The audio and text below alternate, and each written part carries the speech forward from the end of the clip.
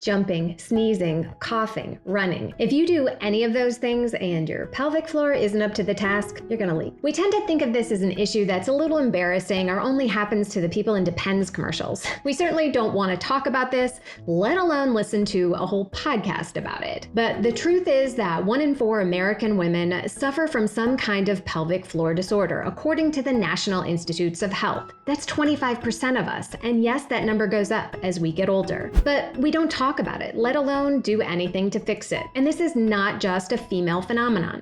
Men have pelvic floors too, and they can also have issues. The guys certainly aren't talking about it, because leaking or incontinence is something that feels private, messy, and embarrassing. We just wish it would go away. I mean, who wants to say to their running buddies, oh yeah, I went on my 5-mile run, my shorts were soaked in the first half mile, but hey, that's life after a certain age, right?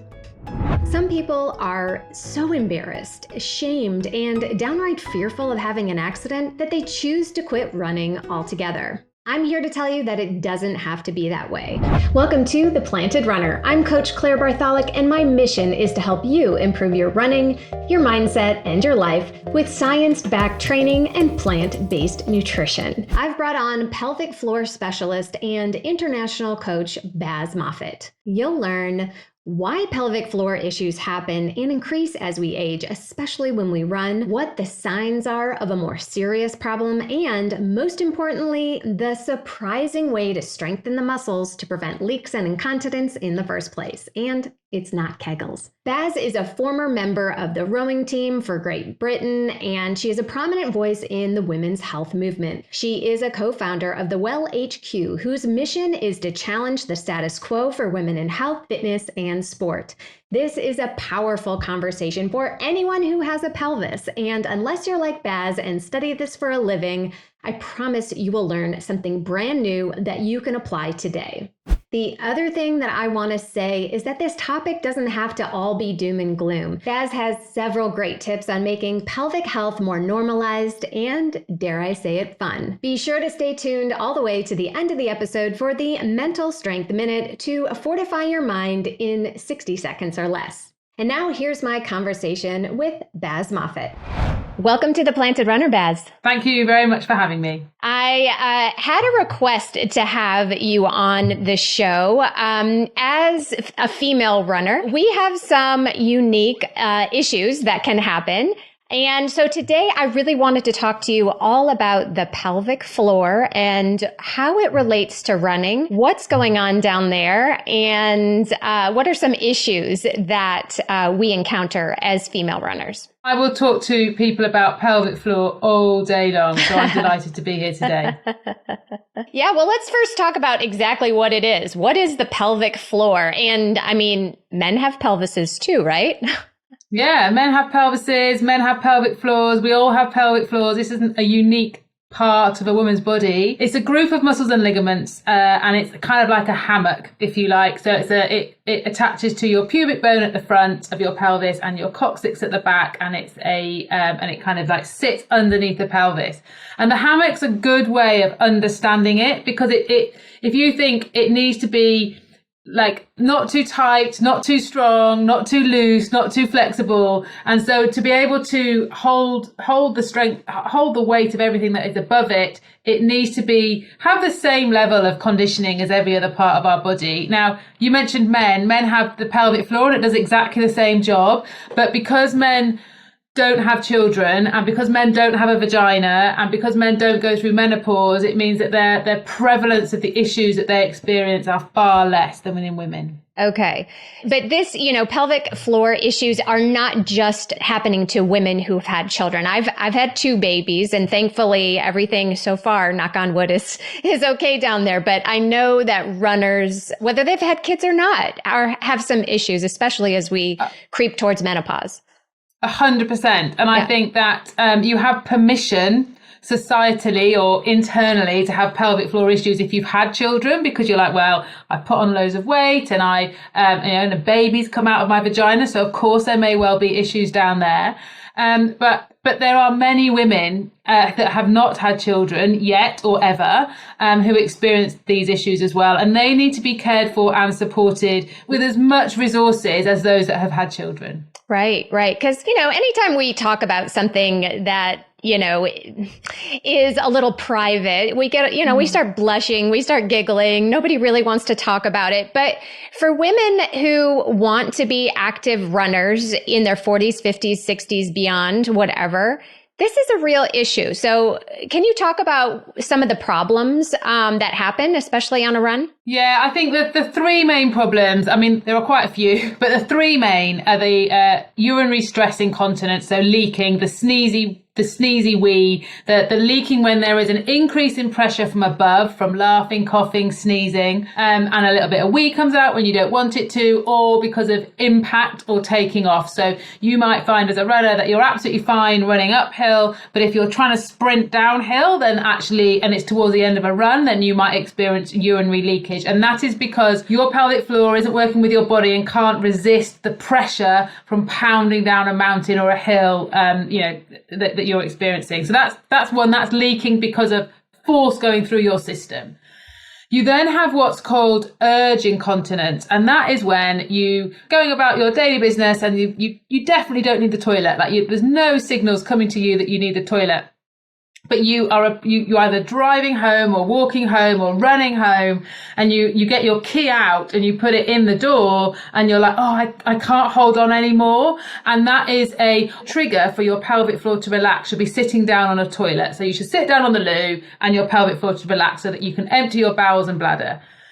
But with urge incontinence, it's happening before you've even done that. So it happens when you take the key out the door. Some people get it when they get into a shower. They might be like, oh, like I'm doing a wee and I don't really want to. They're in the shower. It might be, it can also be hormonal. It can be at different stages in your period, just before your period starts. It might be your bowels. It might be an irresistible urge to empty your bowel, or caffeine might trigger it. You might say, 15 minutes after having a cup of coffee, I have this irresistible urge to go to the toilet. So that urge incontinence, and that can be bowels or wind or bladders. In the moment, there's nothing you can do about that, and that can be a real big mental issue. So that's the second thing. And then the third thing, unrelated to leaking, is an issue called prolapse. And whenever I say that word, people wince. Yeah.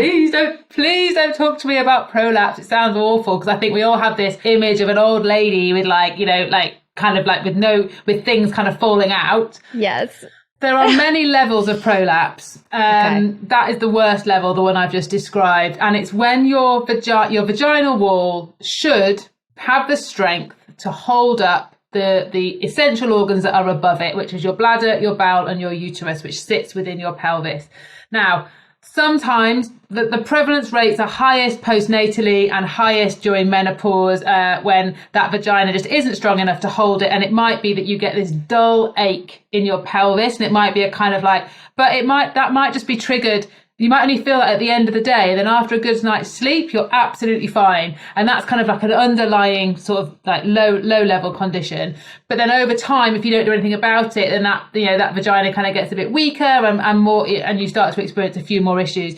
But it just feels like your body's not like how it should be, and it might, and instead of getting that endorphin high from doing your exercise, your HIIT workouts, your CrossFit, or your running, you're like, I just have this dragging feeling. Yeah. And women describe it as a dragging. Everyone describes it in very similar terms. And that's another, not many, but there are quite a few athletes that experience that because of the load they're putting through their system. Mm-hmm. Yeah. The mental part about it is something we probably don't talk about enough. If you've had leakage, let's say on a run, you're going to be scared that that's going to happen again. And you're going to be thinking about that. You're going to be nervous about it. And it's probably more likely to happen again because you're so caught up in your head. And, the other side of it is, I don't want to have an accident while I'm running. So I'm not going to drink anything, which is a big no-no for runners who are going any kind of long distance, especially in the heat. So, is that a viable solution? Just, really lowering your fluid intake? It's not how our bodies work. It's not like, it's not what goes in comes out. It kind of, it's like weight loss, isn't it? It's just not as simple as calorie balance for weight loss. And it's not as simple as what goes in comes out. But I know that many women will self-manage. And that is a problem with it being, that's why I do my work. Because if this conversation isn't out in the open, if personal trainers and physios and fitness instructors are not able to support women, they'll self-manage, and they'll self-manage by not drinking or popping in a pad or kind of avoiding the workouts or just ignoring it. So hydration is really, it's huge. Like the evidence based around, like the effects of dehydration on your performance and on your health are really well established. I think that what's really important for me is that women have really good bladder and bowel health, so that we're going to the toilet regularly throughout the day. We don't need to overly hydrate. We just need to drink, we need to drink normal amounts of fluid that works for us. We need to have a kind of a hay coloured urine that comes out. We need to be emptying our bowels every day. We shouldn't have to be force our bowel movements. And if we have healthy bladders and healthy bowels and we're drinking well, then the next thing is to kind of, put the pelvic floor exercises on top of that. But I fundamentally believe that every woman can do whatever she wants to do. But if you've had a traumatic birth experience, or you've had a really big baby, or you've had any kind of trauma in your life, then your pelvic floor needs some TLC. But it's the foundations of our body. It's like repairing your roof. It's like in your house, like no one notices that. They'll notice your new sofa, or they'll notice the new picture that you've brought, and that's like your new bit of kit or your new trainers. They notice that, but no one notices apart from you. And that's why I think, it's not something that people shout about. Yeah, that's probably why we don't talk about it, because we're embarrassed if this happens to us, even though it's not our fault. So we'll talk about ways to fix the problem in just a minute. But I want to first talk about, how do we know we're actually having an issue? When is the time to do something about it? Because, the urgency to go, that can happen, if you're nervous, you're about to go on stage and have a talk, and, you get nervous and you feel like you have to pee even though you haven't, or you have race nerves before a race and you've already gone to the porta potty 5 times, there's nothing in there, it's just nerves. So how do we know if there is a deeper issue? Yeah, okay, great question. So I think that 5 years ago when I did my training, it was very black and white. It's like, if your pelvic floor needs to keep you dry, if you ever leak, like that's a problem. I think the thinking has evolved over the last few years, which is absolutely brilliant. And even if you've got a brilliant functioning pelvic floor, it gets tired like the rest of your body. So if your pelvic floor, if your body is able to tolerate your training most of the time, but in that last sprint, I've never run a marathon and I can't imagine ever sprinting to the finish line. But if that last sprint towards the finish line, you leak a bit and that's it, you're all right. Like you're just a wee bit tired. If you are leaking at the start of your runs, or if you're leaking regularly, then that is something that you or you really enjoy a certain type of training and your pelvic floor can't cope with that level of intensity, then that is when you need to start. That is a bit of an issue. When it becomes sort of your bowel urges, I think that if it's a sign of your period coming, then that's just naturally happening to you. But if it's affecting your running to a extent of every time if you go for morning runs, then actually 20 minutes in, all you can think about is, I need the toilet, I need the toilet, I need the toilet. You're not going to get that flow state from your run that we're all after. So I think it's kind of, there are some hard and fast rules, but it's more like, how much headspace is this taking up, and how much are you doing to self-manage it? And so I think it's look at it in that way. If you're avoiding things or changing what you wear, or changing where you go, or changing what you eat and drink in an unhealthy way, and that's holding a mirror up to ourselves and having an honest conversation with ourselves, isn't it? Which which is quite hard to do as well. But I think just being really genuinely honest with yourself about what is the impact of this is having. Hey everyone, we'll get back to our conversation in just a moment with Baz. Have you noticed that the Planted Runner is completely ad-free? I don't know if I can stay that way forever, but how cool would it be if I could? This podcast is made possible by the athletes that choose to work with me as their coach, and by those who purchase custom training plans from me. So if you get value from the work that I do here on the Planted Runner, why not take it to the next level with a custom training plan for your next race? made just for you by me. My plans include all your running, strength, mobility, and more. You'll also get access to my exclusive mental strength course, along with training and nutrition tips. You can choose an 8-week strength or speed session if you're in between races, or get a full 14-week marathon plan for your next race. It's truly custom, so it's up to you.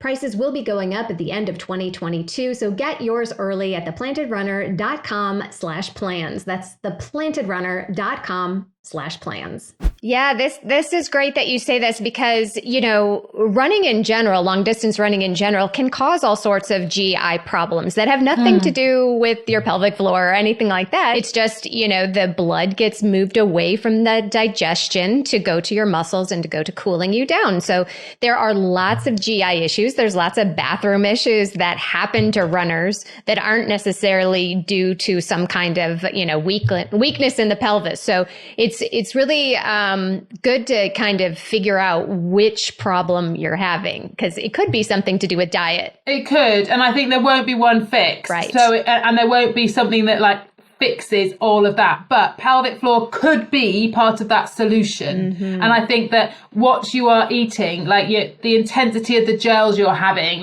we know that as we age, we're much more sensitive to caffeine and sugar. Now, you guys need that if you're doing your endurance training, but how can you keep your energy up? Can you just eat brilliantly and use those gels less? Do you know what I mean? And it's that kind of it's really exploring all the different things that you're doing, not outside of the culture of your sport. And that is challenging because we know that, there's a really fixed culture about whether that's training programs or eating protocols or drinking protocols or hydration strategies. None of that research has been done on midlife women. So it's we're applying that knowledge, which is just ingrained in our system to us, but it's what is this working for me, and can I experiment with something that I might need to be able to do differently? Absolutely, 100%. That is such an important message, because even I, as a coach, I tell my runners how much to eat, how much to drink, for the most part. But the most important thing is not what the science says, is what your body can handle and what works for your body. So super, super important. Let's go into how do we fix this problem? We're runners. We want to fix the problem. If it's, we're not strong enough, how do we get stronger? Everybody's heard of Kegels or Kegels. I don't even know what the best pronunciation is. Is that what we should be doing? Just sitting here squeezing? No, relax. Let go. Okay. Everyone let go of their pelvic floors. So that, again, that's part of the solution. So we need to, everyone should have a pelvic floor that can lift for 10 seconds and hold that lift for 10 seconds. So you could just say, do your pelvic floor exercises. But we know that no one knows how to do their pelvic floor exercises. So we need to be doing them right. And I can talk you through that now if that's what you want to be doing. Yeah. And then there's ways of integrating that pelvic floor into your core workouts, into your strength and conditioning. I think it was, again, sort of 10 years ago when Mr. Kegel came on, or however, it was in the 70s, I think he was around, he introduced his Kegel exercise, absolutely brilliant. But we now know that's the start of a continuum. That's the start, the Kegel is like your rehab physio exercise that that's an isolated exercise. You would never expect to do any other isolation work with your hamstring or your shoulders or your quads, and then that be integrated into your movement patterns. And so what we need to be doing is start with the isolation so we can feel it and lift it and drop it and relax it and put the pressure on. But then we need to integrate it into whatever else our body is doing. And that's the bit that really is fairly revolutionary in the world of pelvic floor work not with the people that know what they're doing and define themselves by this, but in the rest of the world, it feels like the Kegel is it. Yeah. So most of the people who are listening to it are running right now, and should they be squeezing right now? Okay, let go. So let go of your pelvic floor, because the pelvic floor is a dynamic muscle, right? It's like you can't squeeze your quad whilst you're on a run. The quad has to work with you. The pelvic floor has to work with you. Now, if you are doing a deadlift or a squat or a high pull in the gym, yes, you can lift your pelvic floor during that exercise. And that's a brilliant thing to do to add extra stability to your core. But not on a run. Like it needs to be moving with your breath. It should be moving, and you're not even conscious of it really. It should just be working with you. So no, let go of your pelvic floor if you're running right now. Okay. So okay, let's say we are in the gym and we want to work on this. What should we be doing? Talk us through how to do it. Let's say you've never done this before. Probably the easiest place to start is in lying. But if you're in a gym and you want to sit on a bench or you want to start in standing, then that's absolutely fine. So let's say that, me and you, we're both in sitting. So we're in sitting. We're going to kind of perch on our sit bones. So we're neutral pelvis. So we're not falling back and we're not forward. And we're kind of feeling our sit bones. And that's the same as if you're in standing. Find that neutral pelvic position.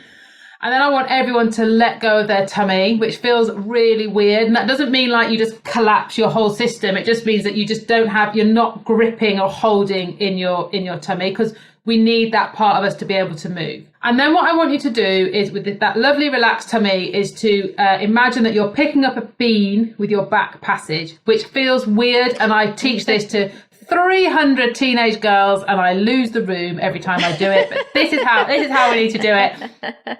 We're going to pick up a bean just with the back passage for now, and then relax and let go and drop. So just pick up the bean and relax, let go and drop. And then pick up the bean and relax, let go and drop. Now your face shouldn't be squeezing, your tummy shouldn't be coming on, your glutes shouldn't be firing. And that's what I mean about it being quite physio-like. It's like just isolate, which means you have to really back off the work if it's the first time you've ever done this. So we've got the back passage, and there's a load of brilliant pelvic floor muscle around your back passage. And then we're going to move towards the front. So kind of like the where your vagina is. I want you to pick up a bean with your vagina and relax, drop and let go. And I want you to pick up a bean with your vagina and relax, drop and let go. Right, 2 more stages. We're going to do both, back and front, drop, let go, back and front, drop and let go. The dropping is really important. That's your relaxation. The next bit is back and front, and then draw up your vagina towards your belly button inside, and then relax, drop and let go. And it's literally just like, and it might just be, whoa, it's just gone. Over time, you want to have a bit more control on that, but at the start, we just let it all go. And you might have to push a little bit to actually get that full relaxation. Let's do that 2 more times. We're going to go back and front and draw up inside towards your belly button and relax, drop and let go. And then 1 more, back and front, draw up inside and relax, drop and let go. And that's it. And so we held it there for about 2 seconds, and the idea is that you hold it at the top for you attempt to get to 10 seconds if you can. And if we're up to 10 seconds, we're good. But that's a really good sign. That's a really good sign that your pelvic floor is functioning well. Yeah. Okay. And so if we get nice and strong and this works, that means we shouldn't have any more problems on the run. Is this like a home run exercise? No, I mean, I think, well, that's, if you are leaking on your run because you have a weak pelvic floor and you sorted out then yes. But if there might be other reasons, like it might not be your pelvic floor might actually be too tight. It might be sitting too high in your pelvis, and actually you need to work on the relaxation and letting go. So in the UK, we have women's health physiotherapists. I don't know what they're called in the States. They might be like female therapists, but they're physio. They absolutely exist, because you've got some brilliant ones over there. But they're normal physiotherapists that are trained in pelvic health. And I just think your bar should be so low to going and getting support and help from them, because they can do really specific examinations. They can teach you how to do it with the cues, the visualizations that are going to work for you, and give you your own specific program. Because what I just described there works for many women, but like some of us just need different ways to imagine it. Okay. So what do we do in the meantime? So let's say we have some issues. We're starting our strength training program, and this doesn't happen overnight. So what are some things that we can do while we're training, while we're on the run, that can, keep us dry and clean? Yeah, I mean, I think there's the period pants are like brilliant to kind of like help absorb what's coming out. I think they're much more environmentally friendly than using the pads, and they don't clog up the sewage systems and all that kind of stuff. So I think that period pants are a really good way of absorbing things. I think that over the next few years, 3 to 4 years, we'll all start to wear sort of like internal devices. They're called pessaries, and they've been used medically to support women who have prolapse symptoms. But I think what's going to be happening is that they're going to be used in sport, and they're going to be used as a preventative measure. And they're not like a tampon, but that's the best way of describing it. Some of them look like a tampon. They come in all different shapes and sizes. They're generally made of like medical grade silicone, and they kind of sit inside your vagina. I think women that use menstrual cups, are very used to kind of like inserting those types of things into your vagina. They provide support for your bladder neck or your vaginal wall, and they can also prevent leaking. I think you can buy them off the shelf. You can buy them off the shelf. I think that I would do it via a women's health physio who really understands sport and understands how important that is to you, and they can make a really good, much better assessment as to what type of pessary will work for you. Yeah, I hadn't heard about that until we spoke about it, and I went and looked it up, and I was like, that is really, really fascinating. I had never heard of it, and why don't more people know about this? Because it seems like that's really simple. It is simple, but women haven't trained hard for very long, and I know that sounds weird because we all are, but actually we're only really seeing the first cohort of 50, 60-year-olds that have trained their whole life come through. Like, if you look at my mum's in her 70s,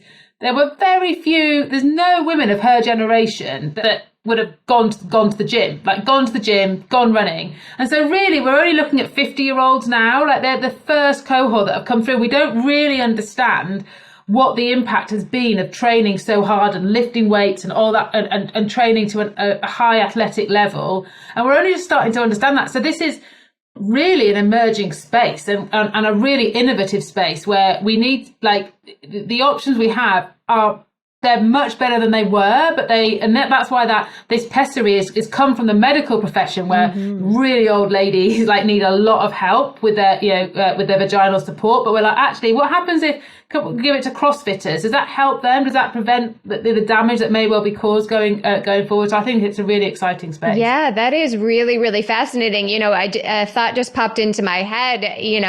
What if it's like an orthotic? Is like something that helps. But because we rely on it, our own muscles get weaker. Maybe. I don't know. I think that the research, the ones that I'm working with, a couple of products in the UK, and it's a bit of both. Like, it's kind of like it can actually help because it's internal. Like, your pelvic floor is actually working with it. I think to be quite honest, we need to keep women moving and we need to keep women active. And if that's going to help, then let's crack on and that's going to help them, because that is the people who love exercise will always do anything. But that you've got this whole cohort of people whose barriers to exercise are really low, and if they have a fear of leaking or they actually are leaking, then they're going to stop running and they're going to stop exercising. So like, if these little fixes can really help and support them, then let's use them. Yeah, absolutely. So far, we've talked about, leaking and the urge to go, but we haven't talked about things that are a little bit more serious, like pain, pelvic pain, so what could be going on there when it just physically hurts to run? I mean, I think I'm not medically trained and I wouldn't want to kind of guess at that, but I think that pain or bleeding in any part of your body is not okay. And I always kind of say, let's take that out of the pelvis. So if you had pain in your hamstring, if you had a cut on your head that wouldn't stop bleeding, you'd go and get help. And I think because it's in a private, intimate, embarrassing part of our body, we often cover this stuff up, but we need to kind of like make sure that we're not covering that up. Yeah, absolutely. So where do we go from here? So just for regular runners, should we do our exercises once a week, twice a week, do them with our strength training? Every day. Every day. Oh, Every day. And But that's why it needs, so one set of 10, the exercises I've just gone through, one set of 10 every day, whether you have issues or do not have issues, then just because you're a woman with a pelvic floor and it needs a bit of care,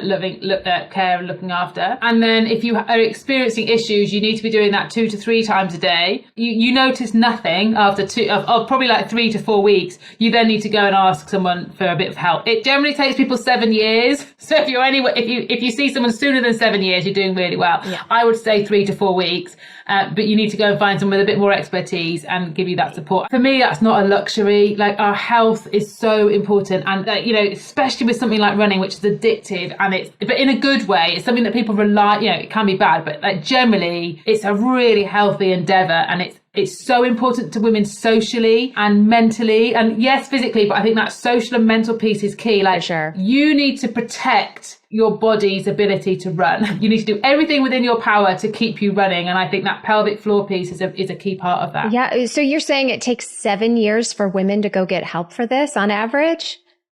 Oh no, that's horrible. Yeah. Well, hopefully more conversations like this will encourage more people to do that. But, as runners, it's like, oh, great, here's one more thing we have to do. We already don't do our strength training enough, and now we got to do our pelvic floor exercises. Do you have any tips just from a habit point of view to make this easier, to make this a habit that we do every day? Yeah, so I think that I've got 2 ideas. If you're part of a running group, then I think having that accountability to those women within your team and within your squad is really, really great. So often I will say, right, we're going to do a pelvic floor challenge for the next month, and you're all gonna write in the group done when you've done it. You need someone with a bit of motivation to run that group and who's going to be like checking on people. But that's incredible. And you don't all have to be the same age. You can be lots of different types of women in there saying, right, we're going to do our pelvic floor exercises. And you might even want to record a bit of audio at the top, which just says, right, I'm going to talk you through 10 of them, and then we're going to do it every day. And there will be people that honestly at 10 o'clock at night are getting ready for bed, and you'll be like, oh, Janet, have you done your pelvic floor exercises? And they're like, oh no, but so-and-so who's a single mum of 3, and you know how hard her life is, has managed it. So it just kind of gives you that social pressure to do it, and it makes it a bit fun. So I think having a kind of accountability group is a really nice way of doing that, and sharing. But you need a couple of oversharers in that group that will kind of like really kind of like make that fun. To make it a habit, like you need to think. When I was working with lots of new mums, I was like, you're never going to feel, be honest, you are never going to feel like doing your pelvic floor exercises ever. It's not going to be like, oh, I'll do my pelvic floor exercises now. So you need to make it, when you shut that door on your baby and they're asleep, instead of going to tidy up the house and get your tea and get yourself organised, you just go straight into your bedroom and you do them then. And that, for new mums, that kind of works quite well. But what is the predictable time in your day where you just do it? I think cool downs is a really nice time to do it. Like when you're doing your breath work, or you're doing your, restorative kind of work, it's just like, okay, I'm just going to do my pelvic floor exercise at the same time, because it's not seen as an extra thing. It's actually a really lovely thing to check in with your body and feel like, get that tension out of your breath and kind of just relax and let go. So I think that incorporating it into something else you're doing is also very helpful. I love that idea. I talk about that a lot. It's called habit stacking. So when you're already doing something, if that is a good habit, you add on to it. So we could do our pelvic floor exercises while we're brushing our teeth, right? That could be our perfect time. It's just something that we're always doing. You just add it on top. I think that's a great idea. Well, and I also love the idea of humor, because, this is sort of a, embarrassing or yucky kind of conversation. But if we are lighthearted and silly about it, it kind of takes that away. I would love to say, oh, there's nothing to be embarrassed about, but it does feel embarrassing. That's normal to feel that way. But if we all talk about it more, I think it takes the sting out of it a little bit. Yeah, no, I agree. But I think it's okay to make fun of it, but also do something about it. Yes. I think what's happening at the minute, the conversation is we laugh about the wee tree and we laugh about the sneezy wees, but that's not enough. Like, we need to then say, oh, we need to do something about it. But yeah, humor just breaks down the barriers and makes everyone a lot more comfortable. Yes. Well, it's fabulous to know that this is not something we have to live with. There are solutions and there's help. So I think that is a perfect place to wrap this up. So Baz, tell everybody where listeners can connect with you. We're from the Well HQ, so it's the well-hq.com. And although my passion is pelvic health, and that's what I love doing, we cover all aspects of female athlete health. So we look at menstrual cycles, sports bras, hormonal contraception, all the specific life stages. And we're kind of on a mission to really change the way that we engage with, educate and train girls and women, so that we're taking account all these unique things that happen to us and at the moment is not really catered for or even considered within the world of sport and exercise. I love it. I love that you're doing this work. We need more of you out there. So I want you to reach far and wide with your message because it is so needed. Well, thank you so much for coming on the show today. I think a lot of people have learned a lot from this conversation, and hopefully everybody's relaxing their pelvis on the run, but doing it in the gym or on their cool down. So I really appreciate it. Thank you.